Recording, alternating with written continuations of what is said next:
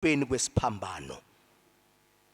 Ngalokho ke uNkulunkulu wamphakamisa wamnika igama elingaphezu kwamagama onke,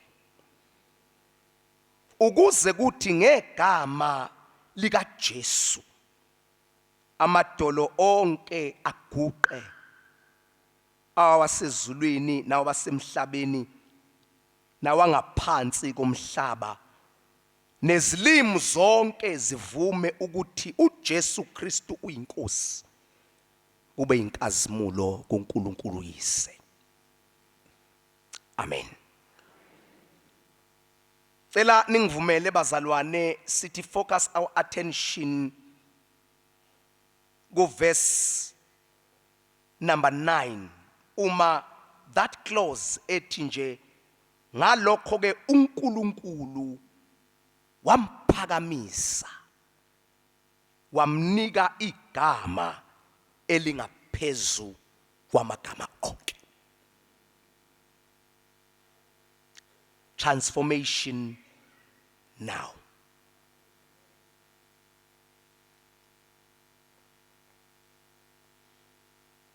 Uma sizohlukana bomama sibuyele emakhaya, ngineqiniso lokuthi wonke umuntu wesifazana noma umama lapha endlini nomuntu okhona enhlizweni yakhe unento ethi uNkulunkulu sengibuyele ekhaya. Uma nje uNkulunkulu ungase uthi transform umuzi wami nezingane zami ngabe ngisizile.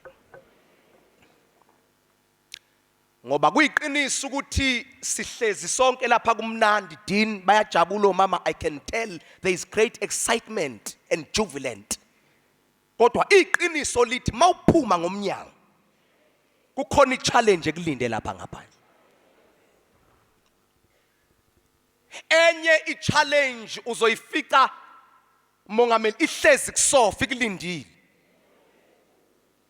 Thi mayimoto ikubeke emnyango uvula umnyango ukuthi ya umzalwane umeshile. Phuma enkonzweni yamakhosikazi besiqala ikunyathela.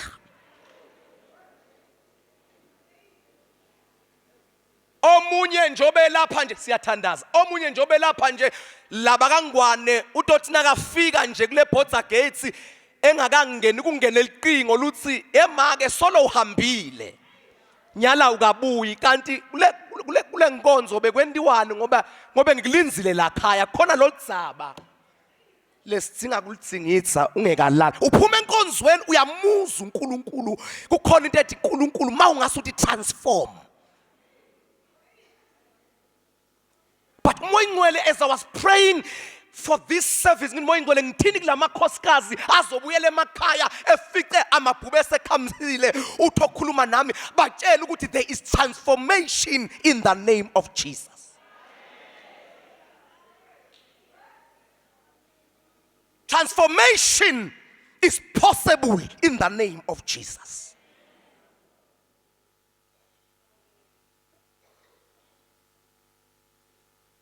Ngokuba uNkulunkulu wamphakamisa uJesu. Xolele bafundisi bami, I don't have time for exegesis. Nansi close. Wamphakamisa uJesu. Wayesemnikeza igama. Hayibo. After uJesu esebethelwe ashidika indlamini ezwe ubuhlungu nehumiliation, ethukwa phambi kwabantu, both people, lay people and priests of the time, ethi mawuyindodana kaNkulunkulu zisindise, laba abethelwe nabo bathi usindise nathi. uJesu wezwa ubuhlungu bokudelelwa. Sikhamke phasi ke nibazalwane, abanye laphayana babekade bemthimisa ngamathe lithi izwi lenkosi mawufunda kwenye indawo wathula uJesu njengemvu phambi kwabagundi ba siyathandaza wathula njengemvu phambi kwabagundi ba. I'm grateful for my bishop ngoba uyikhavile leyo clause noma leyo area ekseni ukuthi uJesu esimlandelayo wayithoba efundisa thina inkonzo yokwehla. Kodwa uJesu esengene engcwabeni ngosuku lwesithathu wavuka. Lithi izwi lenkosi mayephuma ethuneni evuka uNkulunkulu wabe semphakamisa uJesu emva kokuhlupheka kwakhe, emva kokudelwa kwakhe. uNkulunkulu wayesethi Jesu take a higher position. Oh hallelujah. Kodwa nansi into engibusisayo sothandaza ukuthi not only did he elevated Jesus, kodwa wayibe semnikeza igama engifuna ukukhuluma ngalo elingaphezu kwamagama onke. Oh hallelujah. Which means bazalwane uJesu esikholwa uye nesimlandelayo ashidikini zungu akanalo nje igama. Kodwa emagameni onke akhona aziwayo naphakanyiswayo emhlabeni athi mayebizwa abantu bagoqana elakhe igama asambe moya litholakala liyigama elingaphezulu.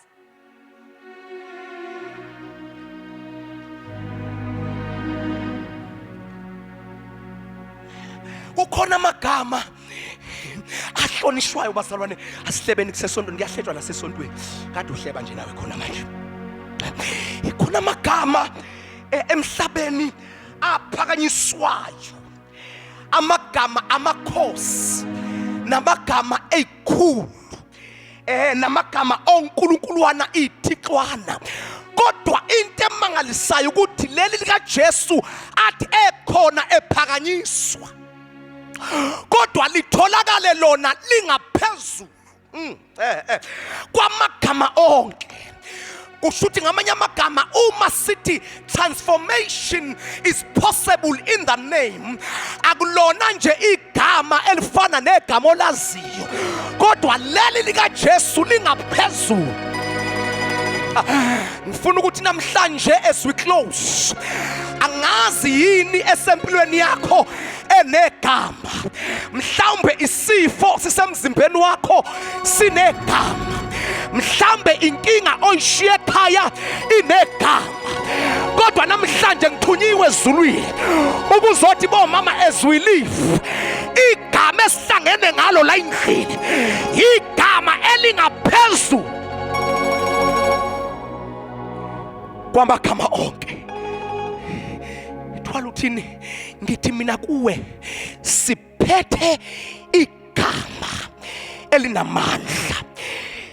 Njengoba usuka la ubuyela ekhaya ngizothi ezintweni zonke obekubiza ukuthi uhambe nazo, uthi ngiwestile mhlamba imali anginayo into engibuyela naye emuva, kodwa uthele yamfundisa omfishano namehla amancane izinsutswana obefaka ibuko wathi kukhona igama elingaphezu kwamagama onke, igama likaJesu elizodala i-transformation like I. Bazalwana ngazi noma niyangizwa yini? Uyabona njengoba usuka la namhlanje ubuyele ekhaya, ubuyele einganeni zakho eyibhemi wunga, eyibhemi insango, ezifike ebusuku zidakiwe, zifike ingqongqoze nehunters zithi ngavula ngoba nithwele emakhosikazi athi mavuka uvuke umphakele agibele embedeni nezicathulo engagezanga engawashanga, uvele uzibe nje sengathi awubonanga ukuthi kodwa yanquma eswini sami. Namhlanje uthi okhuluma nami ake ngikuphume negama likaJesu ukuthi kunokuthetha isingane yakho ulokhu uyibiza ngesifebe, uyibiza ngesidakwa, ake uthathele ligama uyifike udakiwe embedeni uzothi ngegama likaJesu you are a prophet of God, in the name of Jesus, you are a woman of God who apply igama likaJesu la kumnyama khona ngoba uNkulunkulu wamphakamisa. Phena amandla lapha moyeni nansi ithinto mama mongameli njoba usuka lana uye ekhaya uzofica ukuthi njengoba kade nje ungekho ula inkonzweni kade efikile nabangani bakhe bakhipha izitsha zakho kwenziwa iphathi and uyabona ukuthi kuziphathi la ekhaya ufica imoto yakho abanye bazoyifica ishayisi but God forbid ufika ukuthi kade ihwayo into ethize mawufika athi usathane qalekisa athi usathane ethuka inhlamba namhlanje ngizothi there is transformation in the name of Jesus. Instead of cursing and grumbling ake uhambe uyongena emotweni yakho uthi ngegama likaJesu uthi baba le moto ngizohamba ngayo ngiyemsebenzini kusasa uthi I plead I call the name of Jesus. Alibonga igama lenkosi ngoba uJesu uNkulunkulu wamnikeza igama elingaphezulu kwamagama onke. Leli gama yilo elinamandla transformation. Hayi bazalwane sengihlala phansi. Ngiyazi ukuthi sesishumayela ka bishop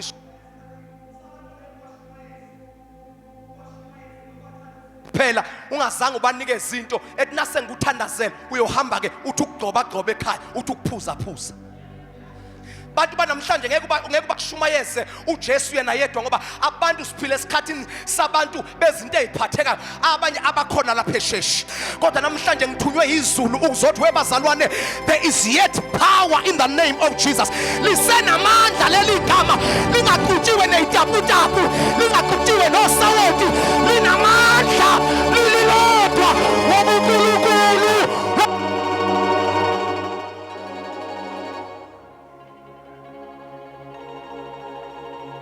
Listen to me.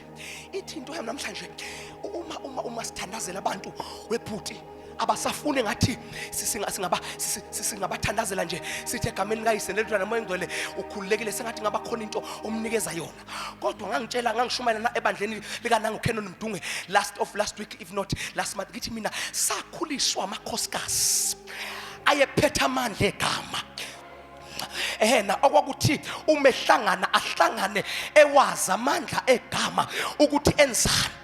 Let me tell you this story then I close.